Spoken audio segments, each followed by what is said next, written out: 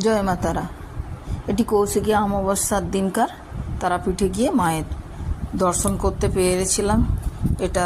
এটা কেবলমাত্র আমাদের সৌভাগ্য নয়, আর আমাদের যে গুরুমা আছেন, আমাদের যে পুরোহিত মশাই ছিলেন, উনি চলে গেছেন, উনি মারা গেছেন। তো গুরুমায়ের তত্ত্বাবধানেই আমরা এই দর্শনটা করতে পেরেছিলাম।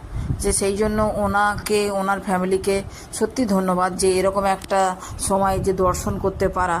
আর এত ভিড়টা তো এমনিতেই তো সব সময়তেই তো তারাপীঠে ভিড় থাকে, আর দিনকে দিন সে ভিড় বেড়েছে। তো এইটুকু যে আমরা দর্শন করতে পেরেছি, এইটুকু যে আমাদের দ্বারা সম্ভব হয়েছে, সেটাই আপনাদের সঙ্গে আমি শেয়ার করেছি। মানে প্রাণ ভরে, মন ভরে শুধু দর্শন আমি করছি, আর আপনারাও করুন। আর আগে এই অমাবস্যাতে যেতে পারিনি, সব সময় তো যাওয়া সম্ভব হয়নি। তো এইটা কৌশিকী অমাবস্যার ছবি। এতে আর বিশেষ কিছু বলার নেই।